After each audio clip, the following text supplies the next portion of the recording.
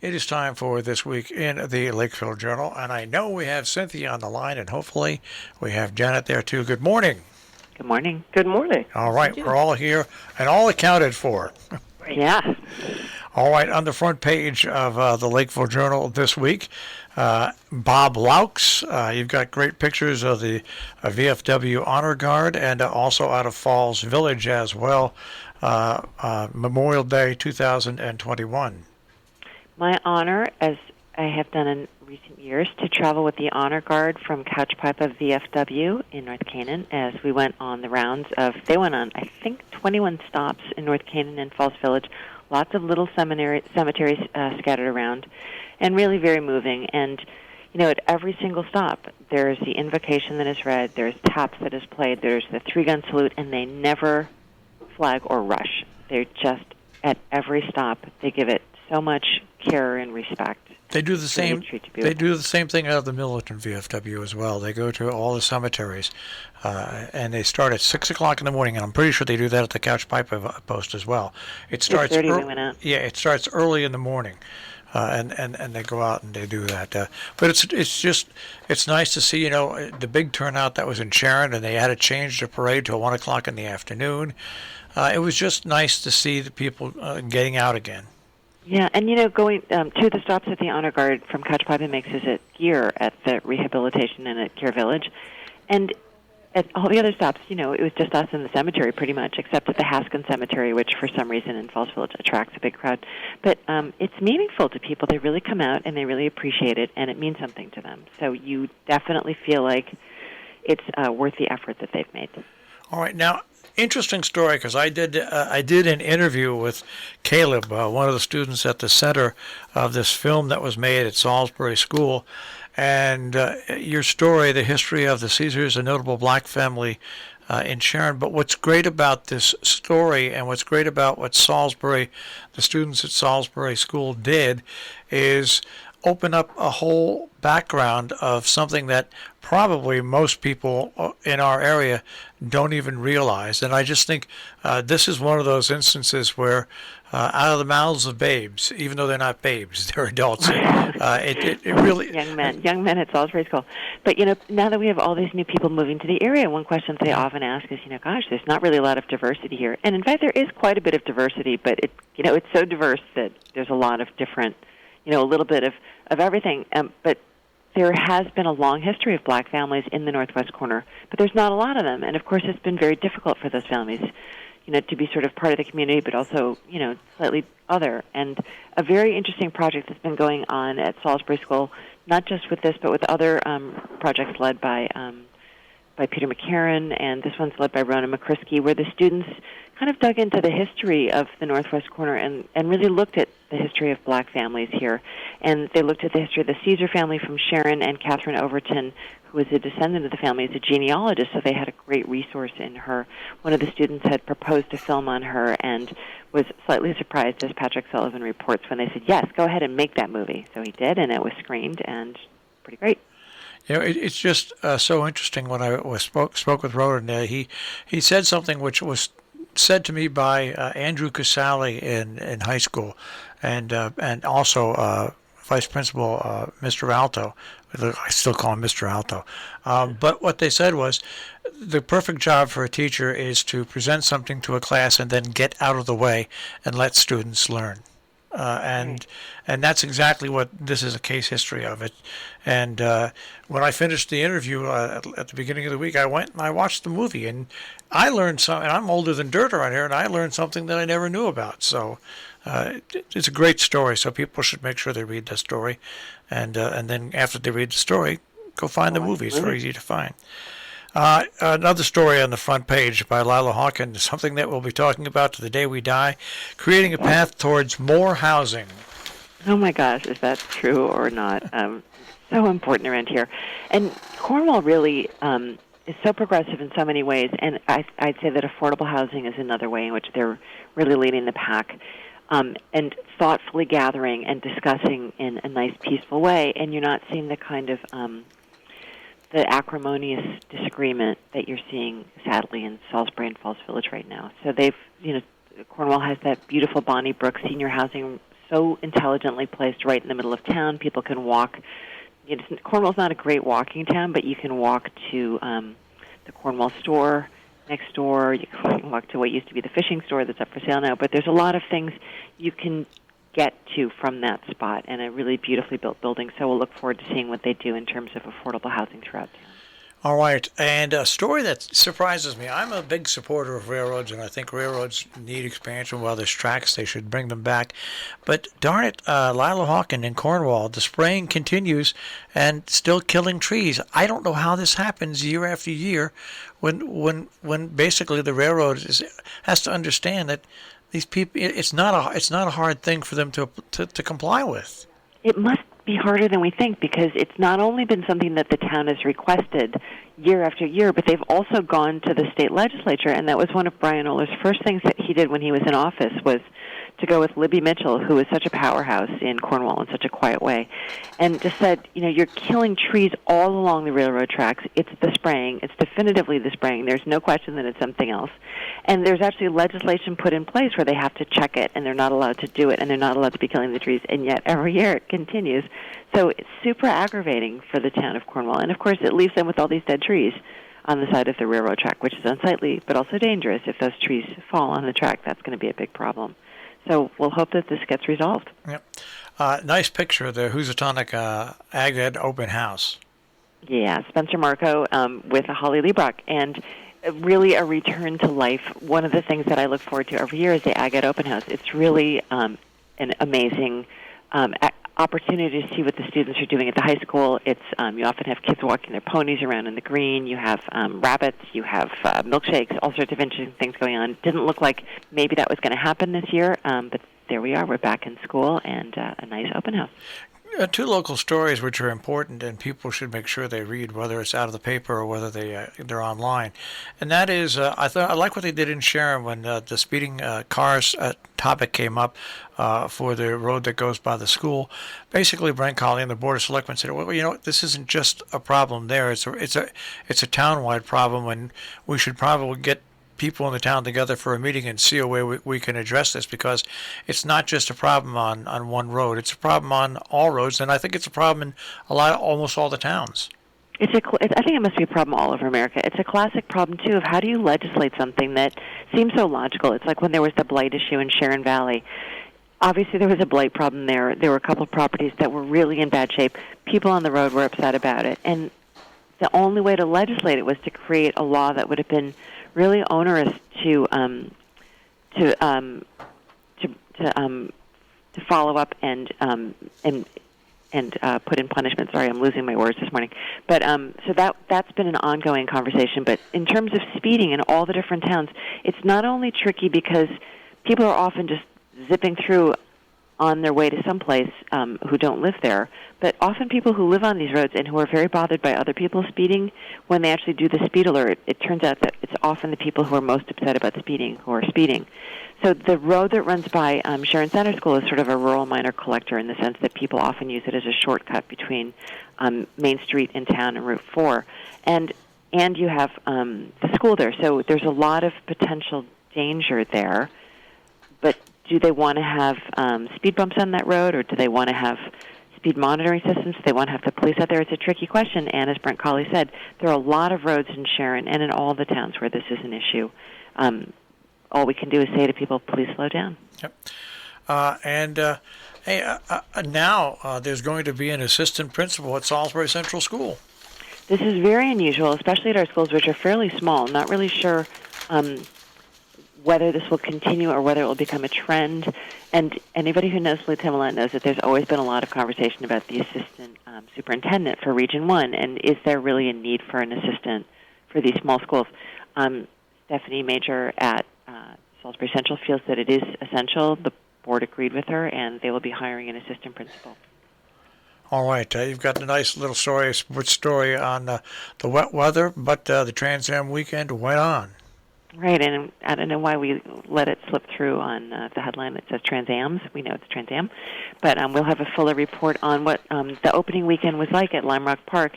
It's a big year in the sense that, of course, we're open again, but also there's 3 new owners at the track, and the weather was horrible, as it sometimes is. So we have a report coming in for the June 10th issue on how it went. All right, a story by Lila Honkin. Once again, this time budget in Cornwall, unanimous approval. Right, and continuing to move quietly and quickly through the budget season. Zoom makes it possible for a lot of people to attend these meetings, or at least to see them. But most towns are trying to have their meetings in public, and Cornwall has now passed its budget. A couple of stories that are interesting. I had a meeting with Lisa Carter, and we're going to be involved in helping bring out information about middle school sports and other things that don't necessarily have to come out at a lengthy Board of Education meeting. But you've got two stories here dealing with sports. One, the combined middle school sports will begin this fall, barring any more pandemics or anything like that. And then the other story, baseball by region, not by town. Right. Hunter Lyle, very interested in baseball and sports in general, wrote about, and you should actually read it. It's a very detailed explanation of what the sports activity opportunities are for students this summer. There's a lot of summer sports that are normally going on around here that are not going on right now. For instance, my understanding is that there's not really basketball going on. I think there is some soccer going on. There are some classes, there's some lessons, there seems to be some swimming going on. But a good rundown by Hunter on what is available for baseball. And then the middle school sports is actually a really big deal and was kind of hotly contested when it came out. The town of Kent said they did not want to participate. I think it was Falls Village that said that they also don't want to participate. But it looks like it is going ahead. It's much more complex, but it's much more efficient. Read the details in Patrick's story. All right. I want to go to the opinion and editorial pages right now, and we'll start off with the editorial, A Tribute to a True Local Hero. That's right. This is Ed Kirby, who passed away recently and who had the ball field at Housatonic Valley Regional High School also recently named for him. So well-deserved and so evocative of a life very well-lived. And, we speak about Ed Kirby's generation and say, they were all one of a kind, but he really was one of a kind. And so we pay tribute to him and give, so much gratitude for having people like this in our community. Well, the whole thing about people like Ed Kirby and other people like John Hardy, the icons in our area that we lose, they're not only involved in their local business or their local passion, but they're involved because the community is their local passion, and it doesn't matter whether Democrat, Republican, Independent, red, white, blue, black, whatever, they really care about the area, and over a period of time, like 40 or 50 or 60 years, they do things that are absolutely amazing, and they basically become almost irreplaceable citizens of our community. Oh, I'd say Ed Kirby is certainly irreplaceable, and of course his interests were so wide, and he knew so much about the West and geology, and the list goes on and on. It's just amazing, and boy, one thing we can be sure of is he enjoyed life, and he did that right up until the end of his life. But what we're asking is that we hope more people will share memories of him if they feel so inclined by sending a letter in. We did have remembrances of Ed, of course, but we welcome more thoughts because, the more we think about lives like Ed Kirby's, the better I feel as if we can move forward and do something better with our own lives. Well, speaking about your letters, they go everything from red flag legislation, turning blind eyes to hidden war, and also a student at Salisbury School, small businesses need help and support. I mean, and if you look at all these letters, they're well thought out. Oh, they are well thought out, and this is a nice thing to see is that we have two students from Salisbury School who thought carefully and did research about what they're writing about. Steve Condis, who wrote about red flag legislation, spoke to a gun owner in Salisbury to get the gun owner's side of what might be good or bad about this law, and really gives all sides and carefully thinks it out. You're right. And for like Kyle Aldridge thinking about small businesses in this area, that's not so easy for a high school student to do, but he has really thought carefully, and we're glad to have them fill up our page. I was speaking with Peter Steiner yesterday about his upcoming book get-together at the Hotchkiss Library, and I mentioned to him again, I said, Peter, my Thursdays or Wednesday evenings would never be the same.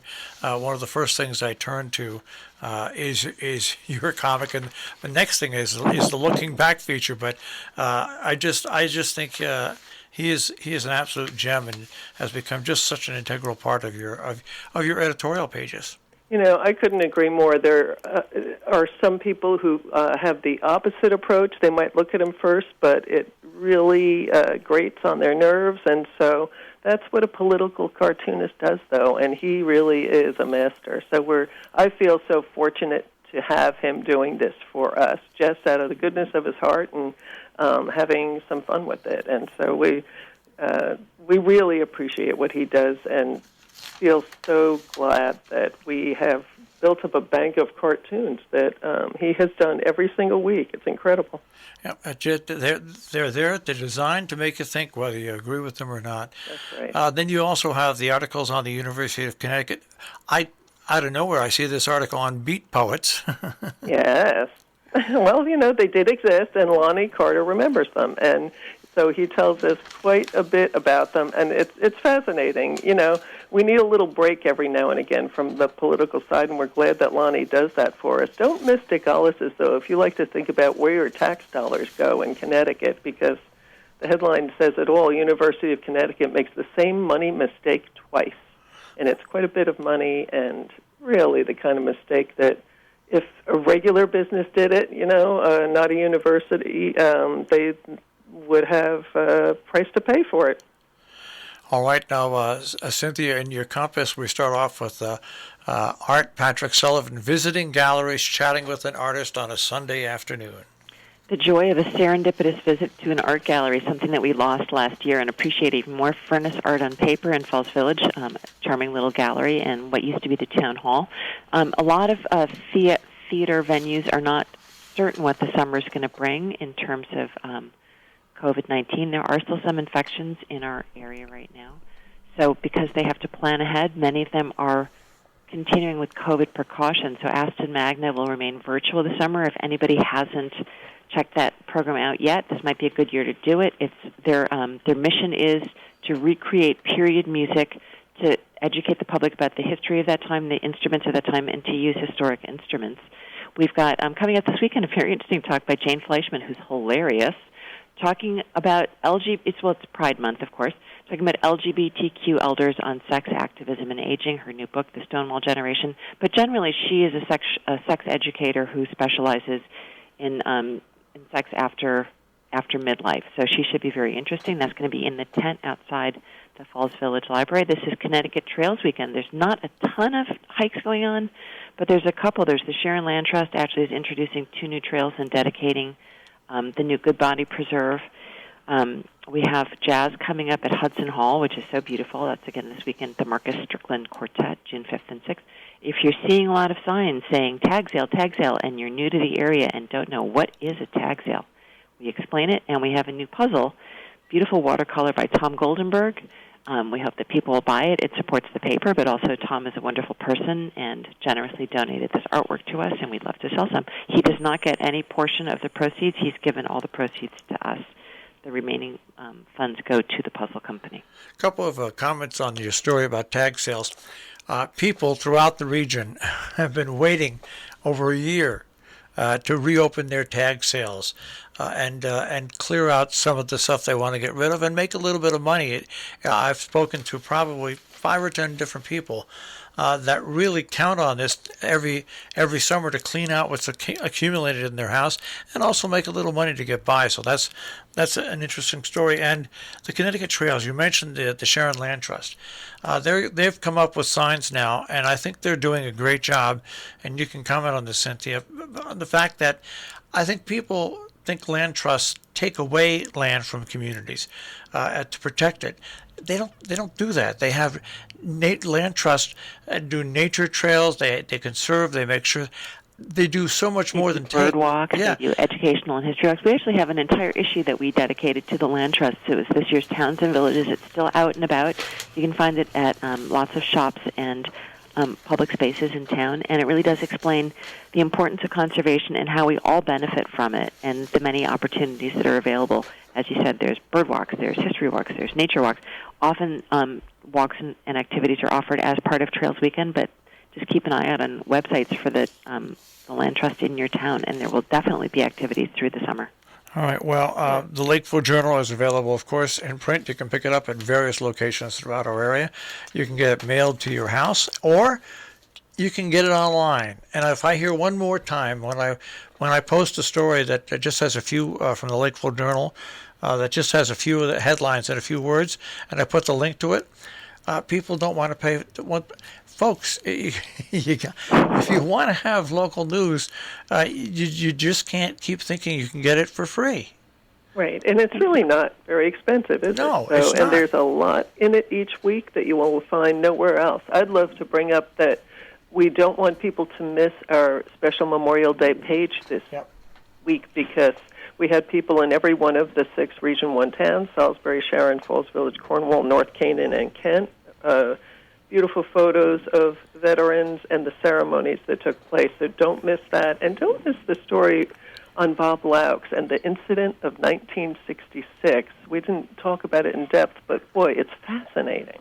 And also, it was nice to see a picture of Dave Berestorfer leading that small service in Salisbury, because the Salisbury Memorial Day celebration is truly one of the spectacular ones always in our area, and it was nice to see that they managed to put together that and see the picture of Dave Berestorfer there. Yeah, it's hard after a year of COVID for these folks to pull together this, not only the ceremonies but the parades for the towns who did, and anything that happened. It was wonderful to see the commemoration. So thanks to all of them. All right. Once again, that is your Lakeville Journal and also Millerton News, both available at tricornernews.com. And also, like I said, you can get it mailed to your house, or you can go out and pick it up. Guys, we'll speak to you again next week. Thank you so much. Take care. That is This Week in the Lakeville Journal. And once again, you can find them at tricornernews.com.